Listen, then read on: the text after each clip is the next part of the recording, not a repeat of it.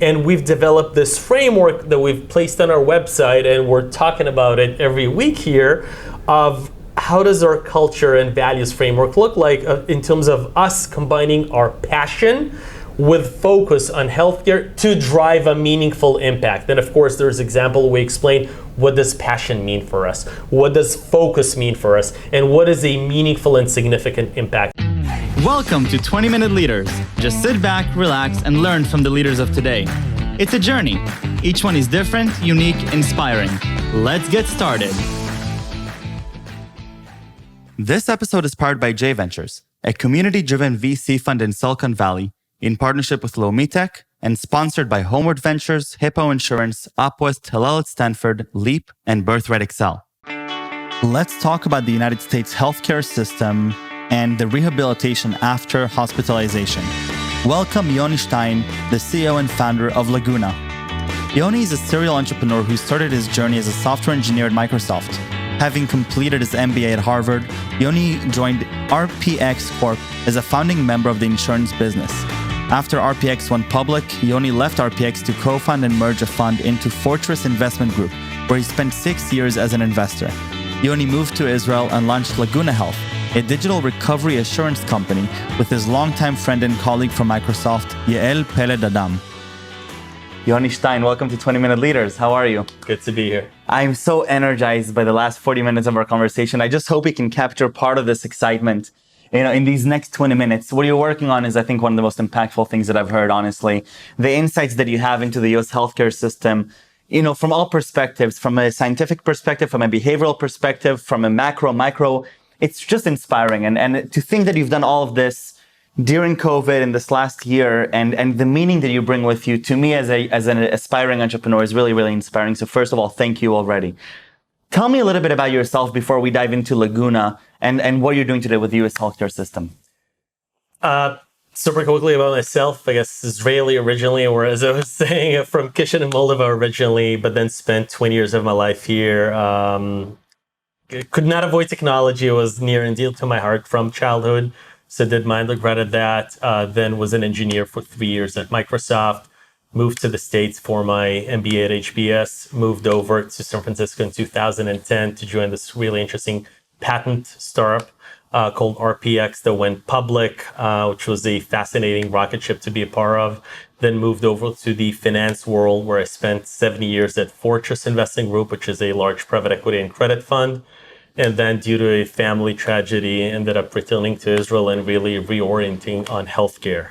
We lost my mother-in-law in 2016, which got my wife and I thinking about meaning of life and doing something with deep purpose. So talking about Laguna, that was kind of my genesis, if you will, and wake-up moment in terms of doing something that is meaningful. So talking about meaning, nothing more meaningful than life, obviously. Your entrance to the US healthcare system, coming from Israel, living in America originally, how do you get to be so involved with such a complicated system when you're not even a huge part of the system? Good question. So first of all, I'm fortunate to have a very amazing and experienced partner, Yael Peled Adam, the co-founder of Laguna, who built a company in the space and brings a lot of credibility and experience, and was certainly a huge guide in the early days. In addition to that, though, the system is so fragmented and complex that whatever head start you think you have, the road you need to travel is so long and far that you really have to immerse yourself. In the early days of Laguna, we spoke with hundreds of people. I'm not exaggerating. I'm an organized guy, so I had a CRM who spoke with hundreds of people, actually, not just in the States, because one of the early ideas, if you will, that we've explored was more in the space of hospital at home. And Israel is actually a global leader in the space, and worked with a wonderful individual, Dr. Itamar Ofer, who's a CEO and now chairman of Tzavar Refuah, and is a known quantity globally in that space. And so we ended up learning not only about the US, but also about other markets that to a large extent serve as an inspiration. So what I would say is, when you consider what's broken and how to fix it, you should not only become extremely smart in digital health and US healthcare ecosystem, you have to be very thoughtful about stakeholder analysis. You also need to draw inspiration, call it, from other systems, and how is it done Is it better and is it applicable in the States? And give me a few key perspectives on hospital at home, even though that's not what Laguna is doing today. But from the research you've done, which caught me completely off guard. Certainly. So as COVID was starting, Yael and I realized that the world of hospitalization before and after will have to be reimagined. Mind you, the early days of COVID, folks were being pushed out of hospitals because hospitals were trying to free up beds. Elective surgeries were being canceled, and it was easy to see that a new model will have to take hold. And there's essentially kind of two vectors of attack. Those two ways. You either reimagine the hospital, which is essentially hospital at home. How do you get hospital acute-like services to people's home? Or after. And we in fact spent the first 2 months looking at the before, which is the hospital at home, and we've examined systems like Israel, like the UK, Brazil, Australia. Australia is the global leader in that, in fact. And then we understood the extent to which it is or is not applicable in the States. Actually, now CMS is finally paying for it. Mayo Clinic invested in Medically Home. So we're finally seeing the glacier, so to speak, move, which is exciting and amazing because it's better for the patient. It's cheaper. It's a clear win-win. So that was kind of how we got started. But we understood that there are meaningful headwinds. There are meaningful challenges as in hospitals' adoption or willingness to adopt it, and how intertwined the system is. And we understood that actually a much better strategic wedge is when folks go home, then we can accompany them in the recovery journey. Right. And so one of the things that, that I'm thinking, that coming into this office, I'm thinking to myself, okay, when you look at hospitalization and in general, the healthcare system, I'm sick, I go to the hospital, I get treatment, I come home, great. Blank page. The next time, great. Life happens and something else will happen. That's not actually the case, though. Right. So as it turns out, on average, for every day you spend in the hospital, you recover at home a week. The average hospitalization is approximately 4.3 days, which means that on average, people spend a month at home recovering. Alone, exactly. And so there's no HMOs like we know here in Israel, and the system is quite fragmented. And folks are sent from the hospital, kind of wheeled off usually across the line, and then it's like bye-bye. Which is tragic because then folks have to deal with multiple challenges of recovery. The big items are certainly medication adherence, therapy, appointment adherence, understanding signs and symptoms, all of that with no help, with no support, with nobody to speak to really. But how big can this problem actually be? Because, when somebody's sick, they have surgery, they get a treatment. Obviously they want to keep track of their medication. They want to consult with every little thing. But that's not generally the case. It's huge. So it's a good question. We've done the actuarial work to really map in fine actuarial detail what we call patient journey after the hospital to see how the wake, so to speak, of people grows. And in Medicare and older population, over half of people escalate from the home to more acute venues, home health, skilled nursing facilities, or kind of the big known. More than half. More than half.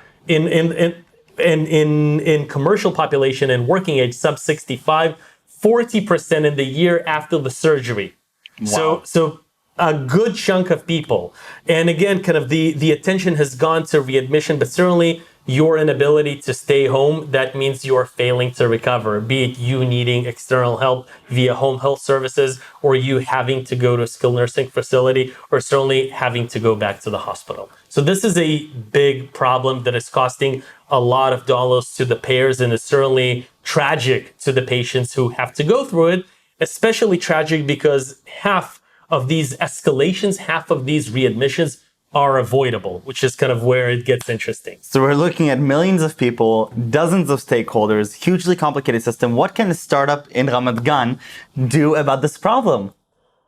Good question. It is quite complicated, and first of all, we're a startup in Ramat Gan and in the States. Of course. So everything business and clinical and operational for Laguna from day one is in the States. Everything engineering, data, and product is here. We're actually trying to tap the best of both worlds, the best talent pool here and there.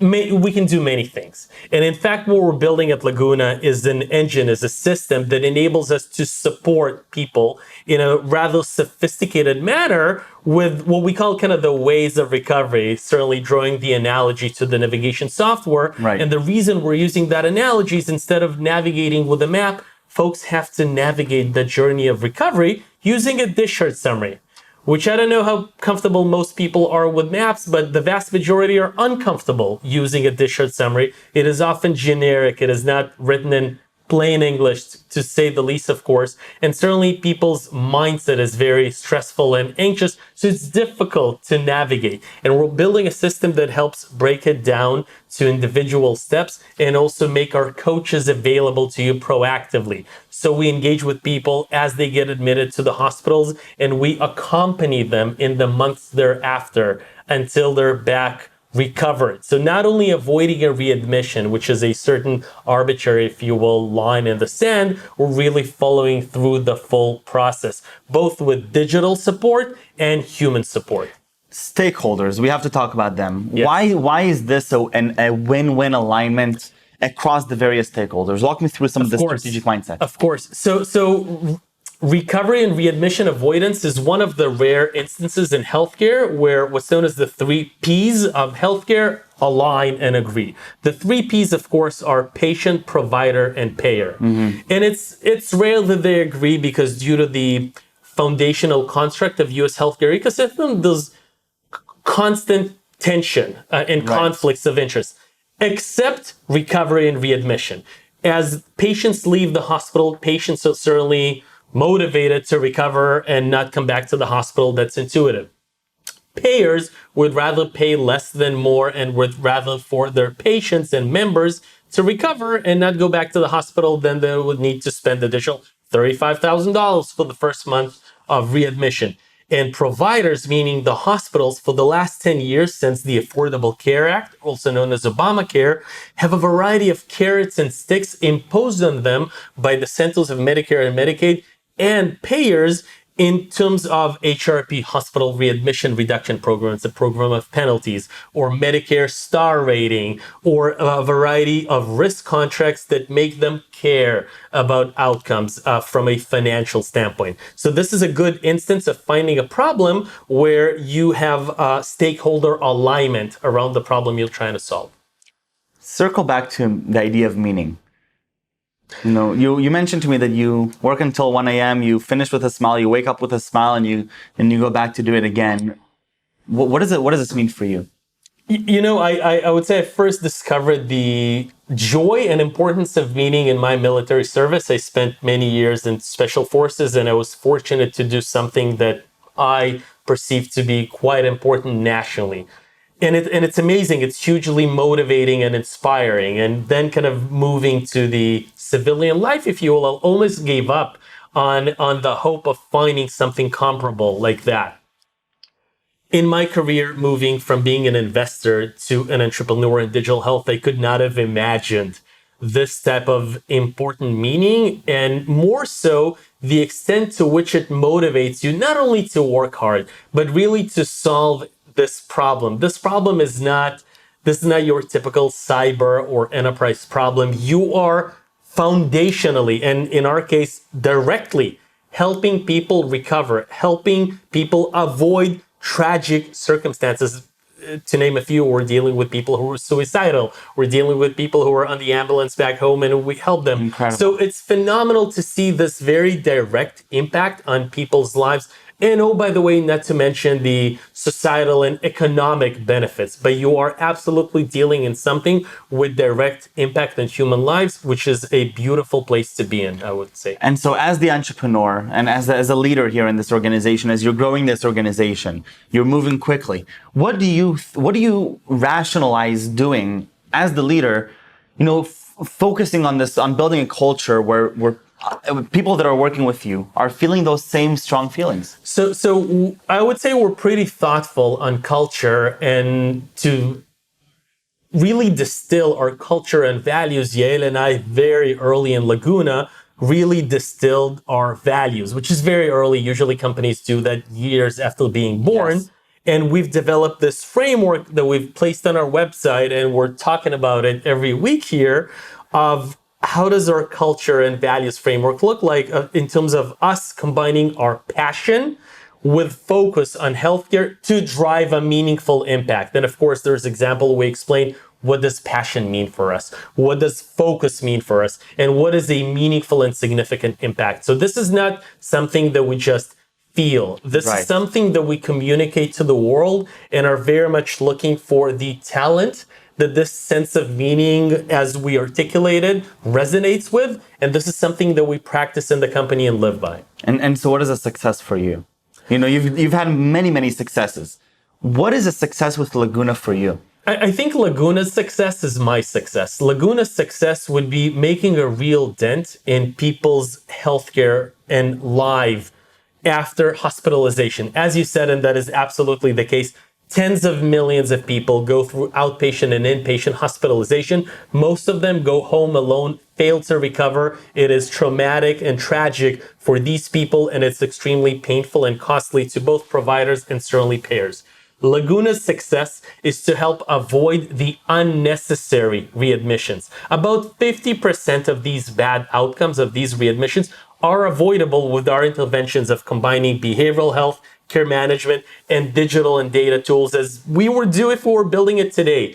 Avoiding those 50% avoidable readmissions is a huge success for the system and huge success for me. Yoni, I think what you're working on is incredible. Thank you for the time that you're giving me. I know how incredibly busy you are, and I really appreciate it. I have a few last quick questions too, and I want you to take me back to your childhood. Before Laguna Health, before the Army service, before being an investor, an entrepreneur, before HBS, what really fascinates you? You know, you're in Rishon LeZion, you're in Haifa. What drives you in your day to day? I would say several things. Technology from a kid meant a lot for me. That was my thing as a kid, if you will. I almost completed a computer science degree as a kid, and it absolutely serves me and drives me today. And it's amazing for me to think about the impact that technology may have on healthcare. Number one, meaning and inspiration. I now know to kind of distill it and articulate it, because before I would say I'd stumbled upon it in the military. Now I know that that is a core need for me and certainly characteristic for me. And I would say energy and passion. It's certainly the case for Yael and absolutely the case with me. And Laguna now helps me be very authentic about who I am, because it's certainly very important as a leader and an entrepreneur to live by your passions. Right. And you sound very tired all the time, I'm sure that. What inspires you today, whether it's in the day-to-day or something that, you know, serves as a constant inspiration for you? I think healthcare and healthcare entrepreneurs provides a lot of inspiration for me. Healthcare as an industry provides an inspiration because we're dealing with one of the most, if not the most important problems and opportunities in the world, which is helping people thrive. Number one, specifically people who were successful in this very complicated industry of US digital health and global healthcare and digital health. That is a huge inspiration for me. This problem has its own kind of domain challenges, and seeing the people who've been there, done that, and overcame these challenges serve as a huge inspiration for me. And you've brought some of the most amazing ones to be a part of Laguna, which is incredible. And what are 3 words you would use to describe yourself? Energetic is probably one of them. Optimistic. Yeah. Vocal, perhaps. I'll take it. Yoni, toda rabba. Thank you very, very much. Best of luck with Laguna.